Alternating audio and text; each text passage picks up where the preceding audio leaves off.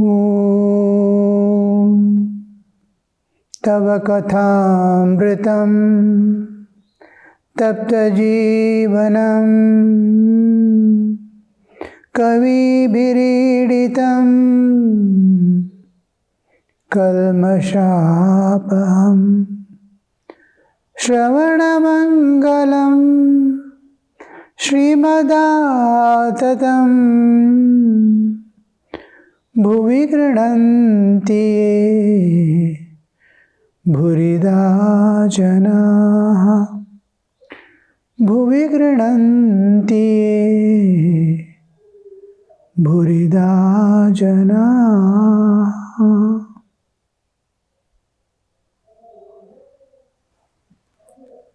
So many saints came, so many enlightened souls came. They presented God after realizing one particular aspect of God. And God has revealed a particular aspect of His infinite, eternal existence. When we say infinite, there is no limit. When we say eternal, there is no limit. There is no limit of time. There is no limit of number of forms, of number of aspects. It can take it. Now it is like waves in the ocean. Millions and millions of years, the waves are rising and falling. None of the two waves can ever be equal. That we call infinite. A small flute in the hand, a few holes of bamboo. How many songs can come through that? Infinite. There is no limit. Like that is God. Here, the songs, the flute, though songs are infinite through the flute is limited. There the source is also unlimited and manifestations are also unlimited. When I say ocean and its wave, ocean that we see is limited. Waves are unlimited. There, the source is also unlimited. Waves are also unlimited. So, each has presented a particular aspect. Each religion is giving out a picture of God. But nobody has told God is all aspects of God are included. Comprehensive understanding of God cannot be made. Combining all the aspects, this, that. But one thing we see is when we see number of waves, everywhere waves rising and falling, the ocean is there, which is always there comparatively, relatively, it is eternal. Not in the real sense of eternity. Compared to our day-to-day existence, the whole universe itself is going to go back to its cause and again reappear. So everything is within the creation, within the Srishti, within the universe, everything is limited and constantly changing. Beyond is the unlimited, unchanging eternity in which the universes appear and disappear. So, God is this alone. Somebody says, oh, he might have had a rare, far off understanding of God. None of the saints or prophets or enlightened souls were wrong. What they saw, what was reality, they have presented. But that doesn't limit God at all. Even a single person, one whom a mother has given birth, from birth she has watched, the child is grown up, he is crossing 80, mother is still alive, she is in her 80s or 90s, and child has grown 60, 70. But how much of child does she know? Only a part of his existence, his behavior, his nature, his qualities, a few things she knows. The vast, infinite past. What are the inner contents? What is making him behave? None of the things. What is the only external? It is like a photograph of a person. How that's all a mother who has given birth and watched whole life can understand.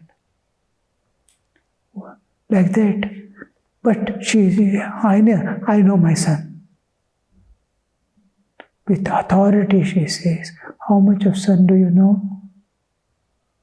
A small particle of his existence, external cover alone. If that skin is removed, she cannot identify the sun anymore.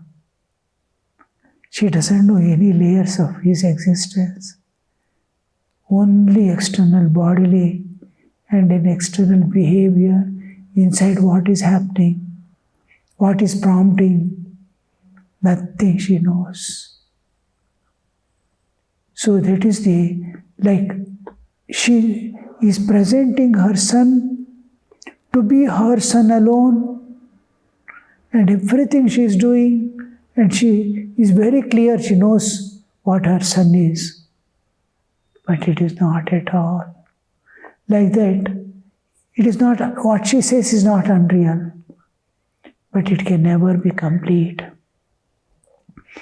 Nature and God alone know everything about everything. God alone knows what God is. Nature alone knows what nature is. So, to understand God, that's why Sri Ramakrishna says, follow your path and reach the goal. We have come here because of the past forces working has brought you here. The purpose of nature is to make you go back to the source. And it may take long time or short time.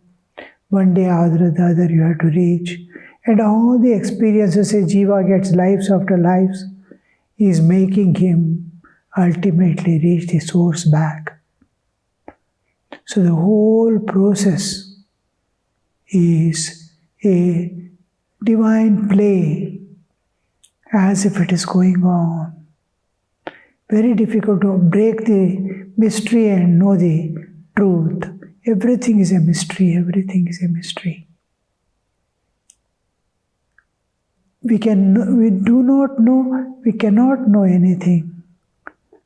A small vision with a few senses, a small mind which cannot contain anything. That is our real status. So, realize God in some way, one of His aspects, whatever He reveals to you according to your capacity, transcend the nature in which you have been bound. Release yourself. Attain that absolute freedom from nature. She cannot impose the pains and pleasures. She cannot impose suffering and happiness. but anymore. And that is a freedom from nature and entering into eternal life of peace, love, and happiness, real happiness, the bliss absolute. So Sri Ramakrishna is singing in ecstasy, continuing. Vaishnava Charan sang. After that, as the master listened to the last few lines, he went into an ecstatic mood. The master himself sang. This song signifies oneness of Krishna and Kali. This is another important aspect of our Hinduism. Identification.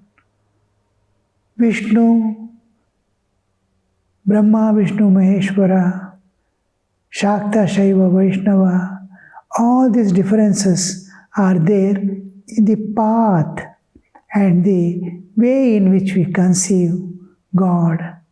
Philosophical background, religious background, individual tastes, all are included in it. How do I look upon God? But the principles governing it, tattva is same.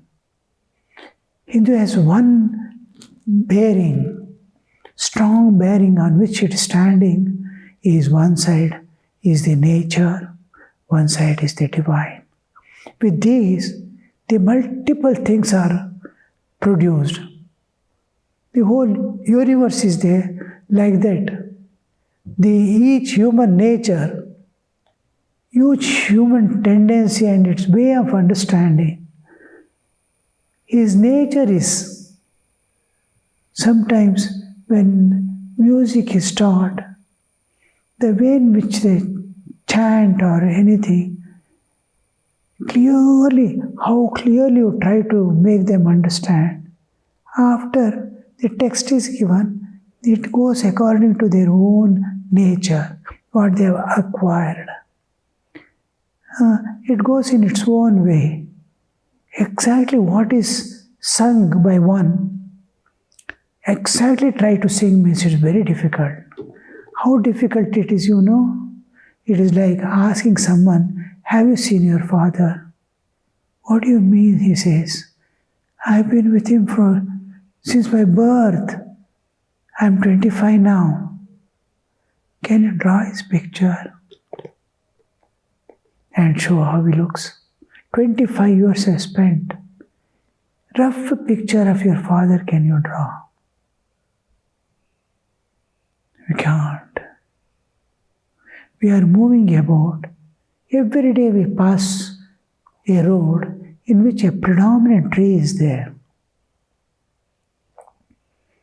We are going and coming. We live under it also.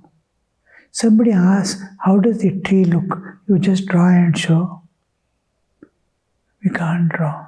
We see, we identify how did the root was there, how broad was it, how many branches were there, how the branches, nothing, because our observation is not very deep. Somebody is trying to make some painting or drawing without properly being trained. He makes some other's pictures. It will never tally. Any amount of erasing. Same is learning a music. Exact the variations in two tones, the small curves and lines in which the song moves when sung by the original singer. How difficult it is. So, to conceive God, what a saint or a prophet or an enlightened soul has presented a Shiva or Kali or anything, is very difficult to conceive. What did he picturize or what did he actually see? He cannot convey through the words. He cannot draw and show. Nor we can take a rough understanding. But principles are same. The base is same. Tattva is same from a tree. Two trees are growing in the same way. But different trees, different fruits, everything. Same principle. They are rooted in earth. They take the things from this also. Tattva is same, but what they select is according to their nature. Look at a sugar cane and a chili plant. Same principle it is adopting, but here it is sugar cane sweet. There it is hot and pungent, spicy. And how much of difference? Chilies, it takes from the same and gives chilies. Bitter gourd gives bitterness. You ask that bitter gourd, you are on the same ground, same soil, side by side. Can you not take out a little sweetness and add to it? There is no sweetness at all in soil, it says that plant. It knows only bitter in that.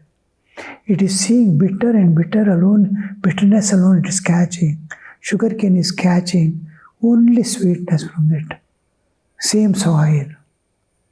How the sugar plant is seeing sweetness everywhere in that soil. Change the place, it still sees only sweetness and takes. Bitter gourd sees only bitterness and takes. It is seeing the same soil as bitter and it is taking bitter. This is how we view the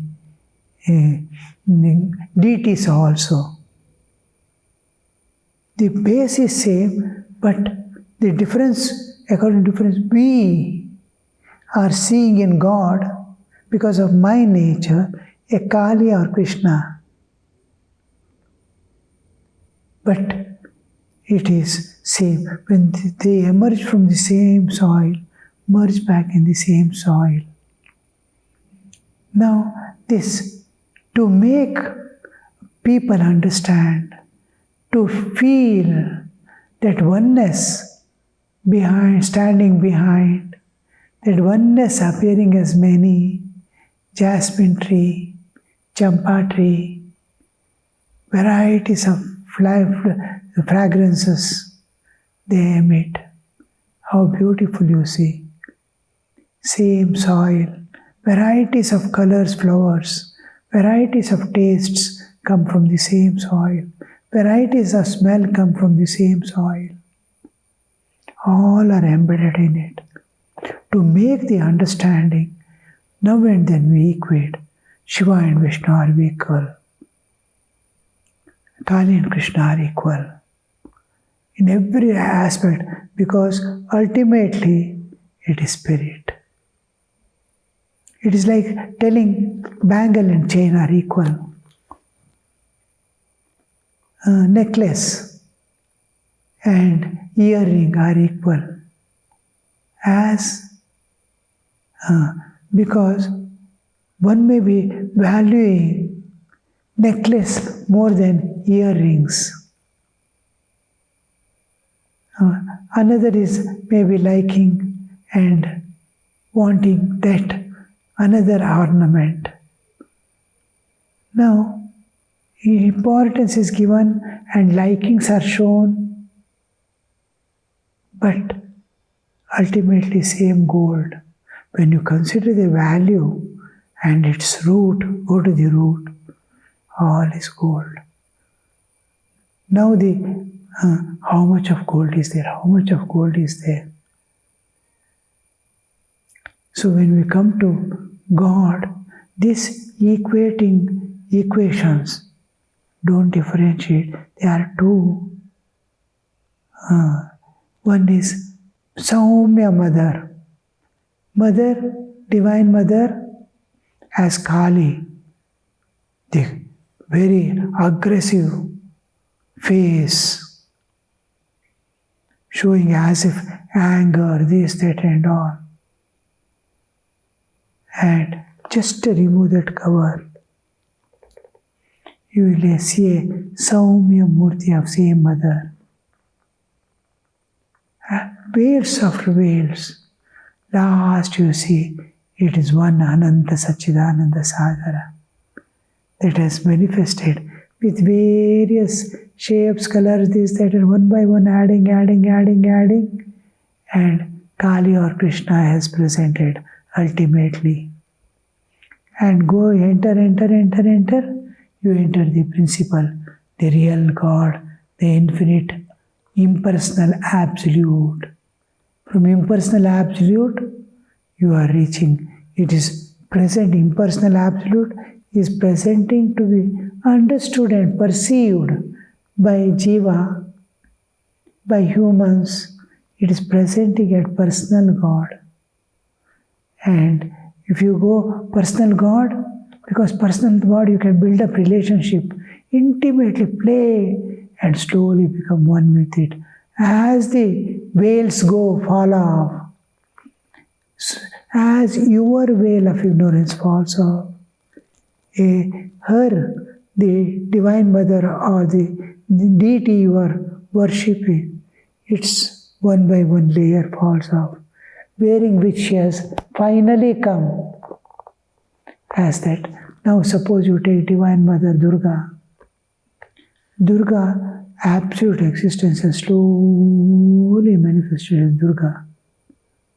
Now when you start loving Durga, it is where she is presenting herself with a motherly heart and strict disciplinary, all that. When you tune yourself to that, oh, I should not do bad, I should do good to please her.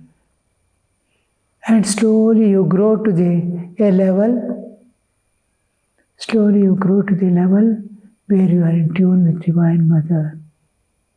Slowly you grow closer and closer, one by one. Your ignorance is weakening. One by one, veil of your ignorance falls off.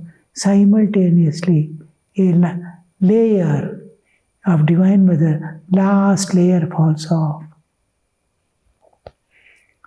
You start seeing one by one layer. It is becoming slowly.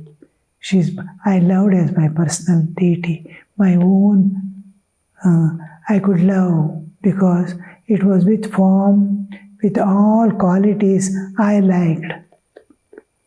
And I became intimate. And as I went closer, I saw it is Satyam Shivam Sundaram. It is all beauty and auspicious, radiating purity, divinity. Still I became intimately, and another layer of my ignorance also fell off. Another veil of Mother also has fallen off. I am seeing her as the Mother of all Jivas. Still I become more intimate. I expand with the understanding of Mother. I see she is the cause of the whole universe. She is Mula Prakriti. So I go on, becoming more expanded, more intimate with Mother. Finally I will reach that Satchidananda, the infinite, eternal ocean of bliss. Ananda Satchidananda Sagara. Existence, bliss absolute. So how from form we go to the formless. Form, why? Why does God take form? So that the Jiva can interact with her. With formless, you cannot know what it is, how it is. Some saints or prophets or sages, they present formless with qualities, but qualities do not fly here, there, without a base. The base is conceivable through qualities. It already takes form in mind. So it is already with form. The gunas itself is their form. The touch of air, the breeze, the hot air, from all these qualities, we understand there is air. So like that, even though it's without form, from qualities we identify what it is. So Sri Ramakrishna is singing that song where Divine Mother, Kali and Krishna are identified. That's why the master listened to the last few lines, he went into an ecstatic mood. The master himself sang. Before the song, there is a footnote. This song signifies oneness of Krishna, Krishna and Kali. Oneness. They are not two. It is like obverse and reverse of the same coin. From one side you are seeing one, another side. That it is identifying, it is equating. So that what is that spiritual manifestation? How does spirit manifest in various aspects has been beautifully made to conceive. Ultimately, one God is there in the Hinduism from the ancient times. Oh, it's one. It has many aspects. One aspect is this universe and all beings. Innumerable forms the God can take. It is infinite, eternal existence. Om Shanti Shanti Shanti Harihi Om Tat Sat Shri Ramakrishna Arpanamastu.